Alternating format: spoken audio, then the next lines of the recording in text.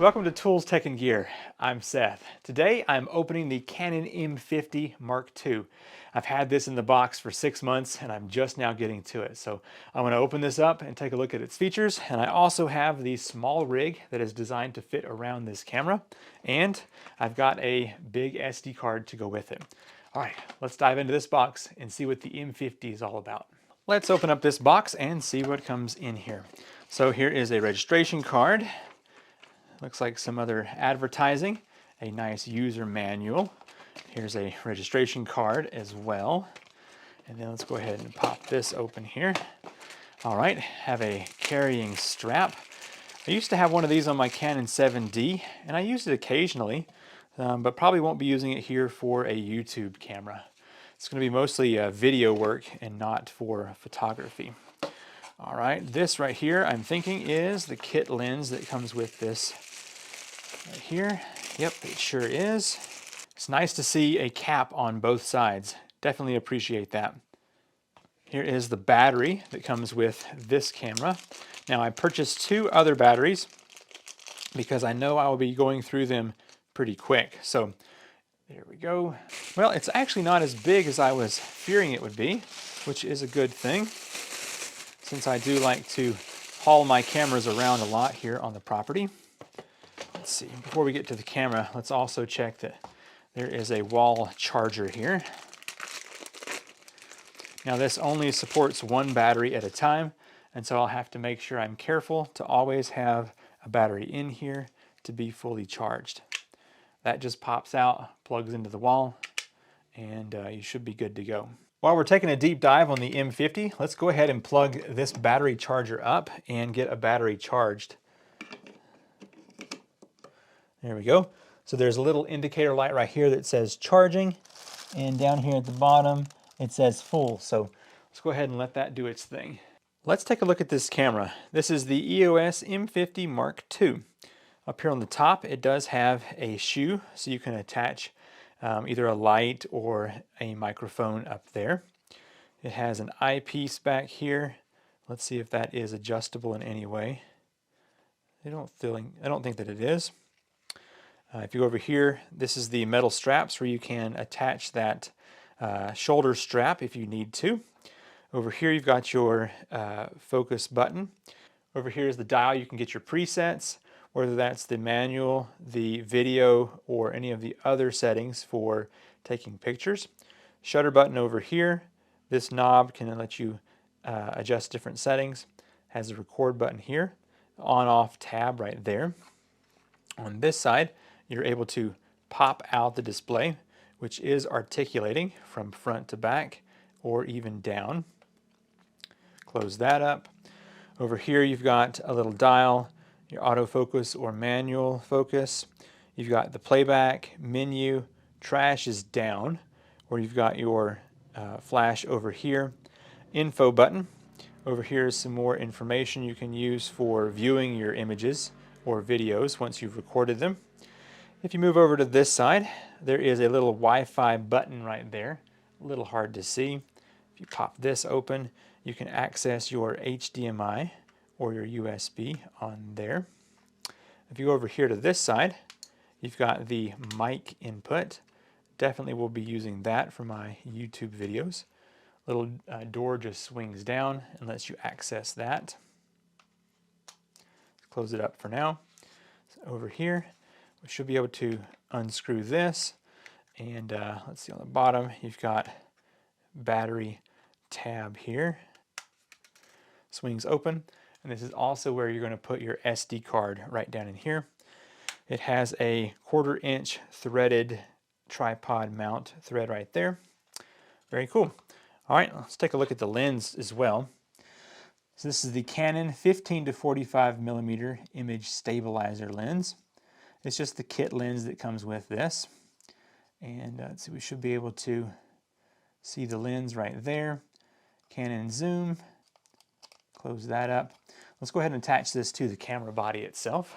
So I'm going to go ahead and pop this one loose and pop this loose and make that transfer pretty quick as to not get any dust down in here. Match up the white dot and then snap it into position. I probably will not be taking that lens off anytime soon, and so that's going to be what it looks like right there. And now that we've seen the M50, let's see the small rig that goes with the M50. Slide this out of here and go ahead and open this up. Now I will say that the M50 is not as heavy as the G7X that I've been using, which is even smaller of a camera, so this should add a little bit of weight to it. But basically the small rig is going to allow for more options to be able to mount things to this. And I do enjoy using this kind of thing to hold microphones and the like. So let's go ahead and see about getting this installed into here. So you can see on the bottom, it does have a nice open bay, which allows for access to the battery and SD card. And then it's going to be able to thread into that 1/4 inch thread. And that's the primary thing that's going to hold this into position. There's a magnetic wrench down here that allows you to unthread this if need be.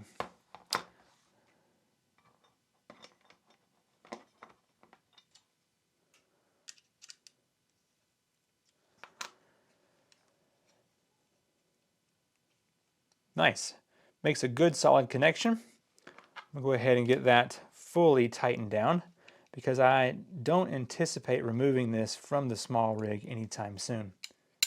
We'll see if that stays in there or if I lose it over time. Very cool. Gives a nice big grip to hold on to. Still access to the shoe up here is easy enough. Gives another mount over here. So if you want to have any kind of light, you could do that. You can also use these 1/4 inch threaded holes up here for putting more things in there. And it also has them on the side, on the bottom, and on the other side as well. So plenty of different options here to extend out things on this camera. I like that it gives it more weight and also protects the camera a little bit more for whenever I will be dropping this out in the woods as I have done in the past. I purchased a 256 gigabyte card to go with this camera.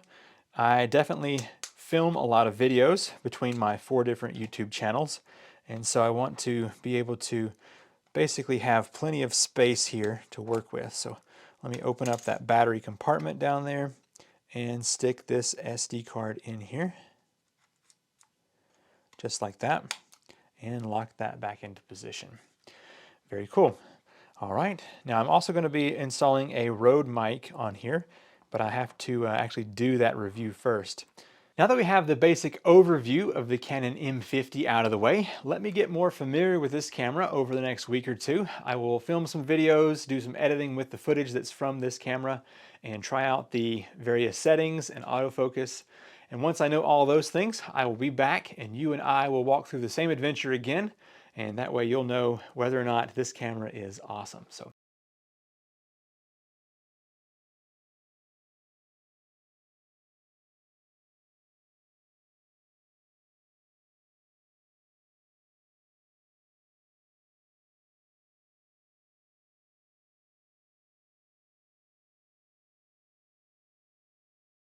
I installed the Rode Micro 2 onto the Canon M50 for my initial test here, and it seems to have been working well. I've actually used this now for right at 3 weeks, and I am pleasantly surprised at how well it has performed. A couple of months have passed now, and I have to say I am very impressed with the Canon M50.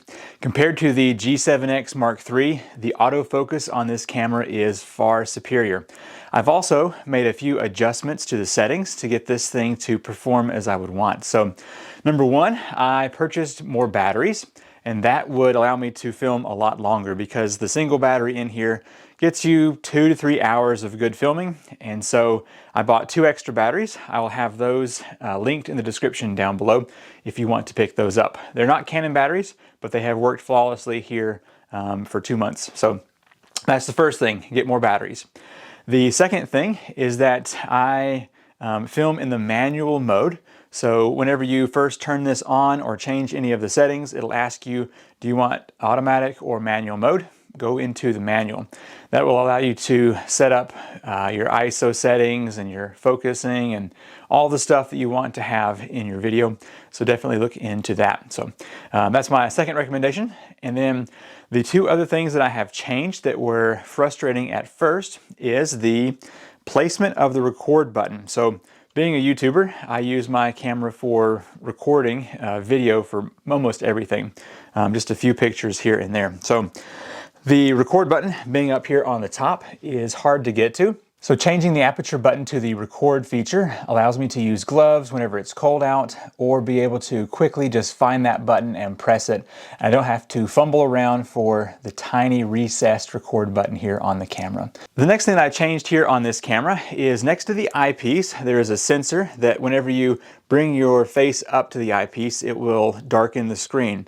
That's quite annoying whenever you're either in a low light situation, or if you just go to move your hand over the screen here and it goes dark. So in order to change that, I went into the settings and I set that to be off so that it will no longer go dark whenever it's either in a dark room or if you have something covering that eyepiece. As far as functionality goes here on this camera, I have thoroughly enjoyed it. I added the small rig, which goes around the camera, and it adds a little bit of protection from hitting things onto this camera, but it also extends the grip significantly. So whenever you're walking around, this allows you to hold the camera with a bit more grip. So if you have bigger hands like I do, then that is super handy to have that to better hold on to this camera. The Rode Video Micro 2 is what I've got up here, and it has done fantastic for wind noise. One thing I've noticed is that it's not quite as voice activated as the Rode Wireless Go 2. So whenever I am, for instance, filming something close to water, it will pick up a lot of water noise and not focus quite as much on the voice. So, but as far as the onboard audio versus the external mic, definitely get you an external mic. I will have a link to this in the description down below as well. I've only used this one lens on the camera and it has done everything that I need to.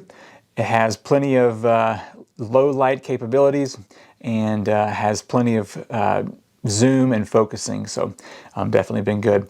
As far as autofocus goes, spot on. This camera has had no issues whatsoever.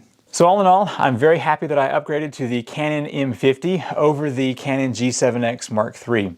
The Mark III's autofocus was terrible and just unbearable, so the M50, 100% worth it.